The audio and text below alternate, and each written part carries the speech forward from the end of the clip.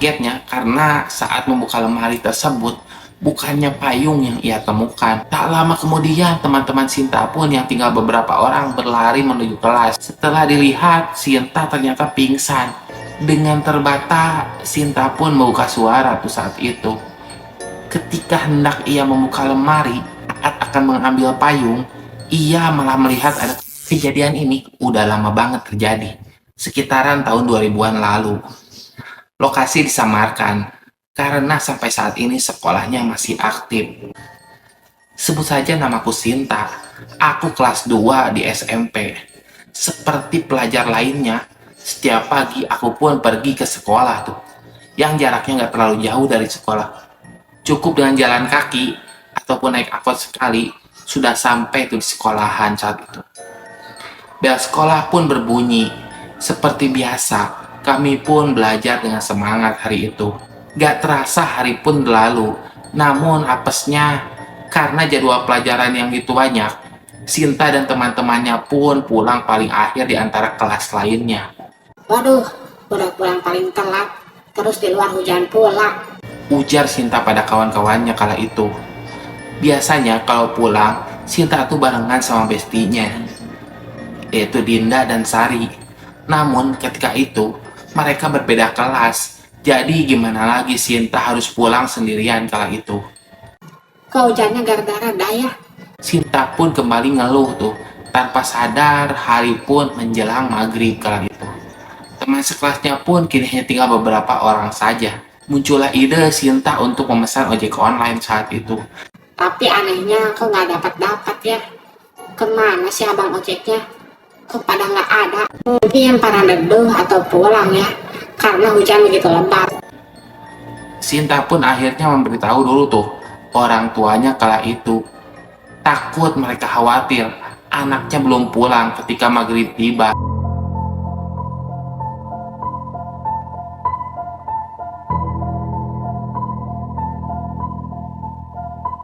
Setelah itu, Sinta pun bersiap mau pulang dan berencana menerobos hujannya, walaupun hujan masih besar di luar sana. Tanpa sengaja, Sinta ingat di lemari kelasnya tuh terlihat ada payung tadi siang. Entah punya siapa. Sinta pun berpikir. Besok juga gue balikin kok. Langsung saja saat itu Sinta bergegas menuju kelas dan fokus ke tujuannya, yaitu ke lemari tersebut. Namun betapa kagetnya karena saat membuka lemari tersebut, bukannya payung yang ia temukan, malah seonggok kepala manusia yang ia lihat. Sinta pun berteriak sekeras mungkin, dan akhirnya ia pun pingsan kala itu. Tak lama kemudian, teman-teman Sinta pun yang tinggal beberapa orang berlari menuju kelas. Setelah dilihat, Sinta ternyata pingsan, ujar salah satu teman Sinta kala itu. Kemudian mereka pun memanggil Pak Satpam kala itu agar bisa membantu menangani hal tersebut. Pak Satpam pun datang dan membawa Sinta ke ruang UKS. Setelah diberi minum dan dipijat, akhirnya Sinta pun sadarkan diri dan semua orang pun bertanya padanya. Dengan terbata, Sinta pun membuka suara tuh saat itu. Ketika hendak ia membuka lemari, saat akan mengambil payung, ia malah melihat ada kepala manusia yang menyeramkan di sana. Matanya melotot, mulutnya bergumam seperti mengatakan sesuatu namun tak kedengaran. Setelah itu Sinta pun gak tahu apa-apa lagi karena keburu pingsan kala itu. Setelah dirasa normal, Sinta pun dan yang lainnya pulang ke rumah dengan hati sedikit tak tenang.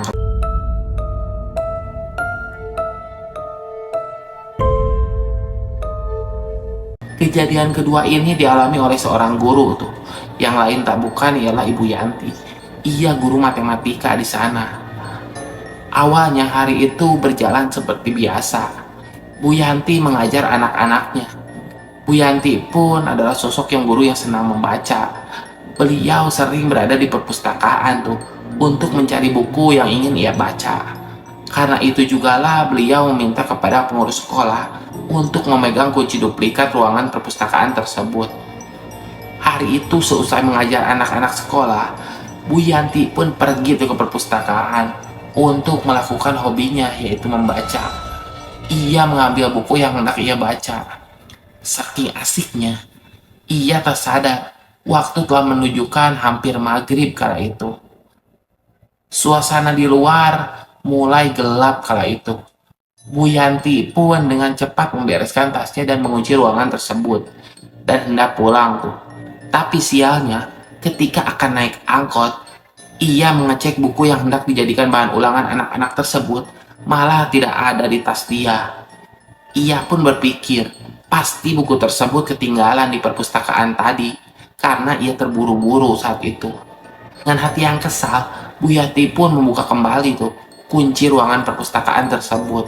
Baru saja ia menyalakan lampu, ia sudah dikagetkan dengan suara buku yang jatuh dari rak sebelah. Saat dicek, betapa kagetnya Bu Yanti kala itu. Bukan tikus yang menjatuhkan buku-buku tersebut, melainkan kepala tanpa badan yang menyeramkan dengan mulut tertawa. Dengan langkah 1000, Ibu Yanti pun berlari dan tak menghiraukan badannya yang telah menabrak pintu lumayan keras. Ia pun berlari menuju gerbang sekolah, di mana di situ terdapat satpam yang sedang standby. Dengan napas yang ngos-ngosan, ia pun berkata, Pak, di perpus. satpam itu pun menenangkan Bu Yanti. Tenang dulu Bu, ada apa? Pelan-pelan biar jelas. Nih minum dulu Ibu. Itu Pak di ruangan perpustakaan. Tadi saya mau ngambil buku, malah ada hantu. Sosok kepala seram banget. Ujar Bu Yanti dengan napas yang terengah-engah tuh kala itu. Untung saja Ibu gak pingsan. Kemarin juga ada anak di dalam kelas itu. Kejadian kayak gitu juga sama sih. Benar gitu Pak. Iya Bu, bener. Tadinya kita diam-diam aja, biar gak rame. Ternyata malah makin menjadi tuh setan. Ujar sang satpam dengan hati yang kesal saat itu. Ya udah Bu, nanti kalau pulang sekolah, jangan lebih dari maghrib. Soalnya pada muncul sosok tersebut pas maghrib awalnya. Ya Pak, makasih udah ngingetin. Bu Yanti pun segera pulang dengan penuh ketakutan kala itu.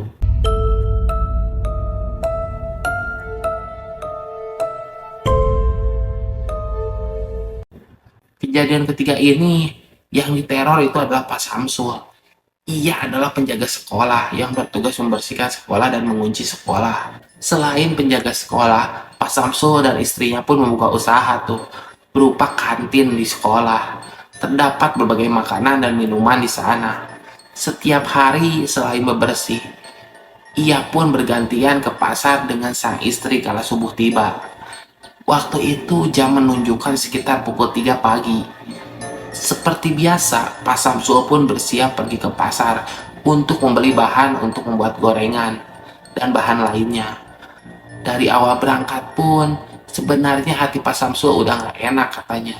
Saat baru saja beberapa langkah berjalan dari rumahnya, terdengar suara memanggil samar-samar tuh kala itu. Samsul. Siapa yang memanggil-manggil ya? Ujar Samsul kala itu. Ketika mencoba lebih jelas mendengar, ternyata suara tersebut berasal dari pohon dekat lapangan upacara tuh. Tapi kok gak ada siapa-siapa ya? Ujar Pak Samsul dalam hati sekali lagi. Di sini Sul, ini. Sul, di sini Sul. Sambil tertawa makin kencang tuh. Saat melirik ke arah pohon tersebut, alangkah kagetnya Pak Samsul karena ada sosok kepala berwajah seram tertawa dan mengejar Pak Samsul.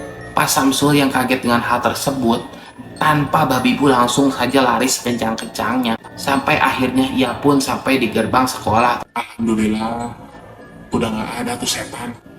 Sejenak ia menghela napas karena kaget dengan hal yang baru saja ia alami. Lalu ia pun melanjutkan tuh rencananya untuk pergi ke pasar.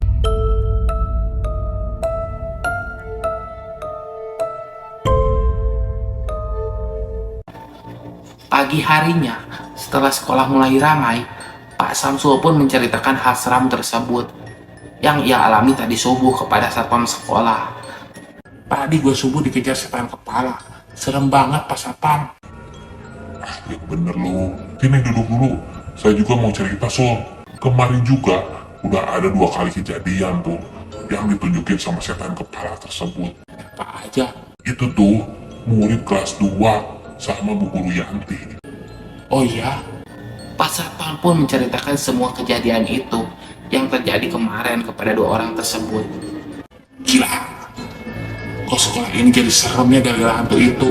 Gak tahu akhir-akhir ini gue dapet cerita serem begitu di sekolah ini. Gimana kalau kita saranin aja ke kepala sekolah buat cari ustadz atau apa aja deh yang bisa ngusir tuh setan dari sini sebelum korban makin banyak tuh. Siapapun akhirnya menyetujui saran tersebut. Oke, ntar saya usulin. Mendengar kabar tersebut, Pak Kepala Sekolah kaget kala itu. Di sini ada yang tahu ustadz atau siapalah ahli masalah gaib gitu. Pak Satpam pun memberikan saran ustadz kenalannya. Insya Allah bisa ngusir yang gituan. Tanpa lama, ustadz itu pun diundang ke sekolah untuk membersihkan setan tersebut. Ternyata benar saja, menurut sang ustadz, setelah tadi saya melakukan ritual pengusiran, dia membuka suatu fakta bahwa ia adalah korban zaman perang dulu yang kepalanya ditebas. Dan karena tidak dikubur dengan layak, akhirnya ia gentayangan tuh. Semua udah beres kok pak, aman, ujar ustadz tersebut. Akhirnya teror hantu kepala pun berakhir di sini. Dan kini sekolah aman seperti sedia kala.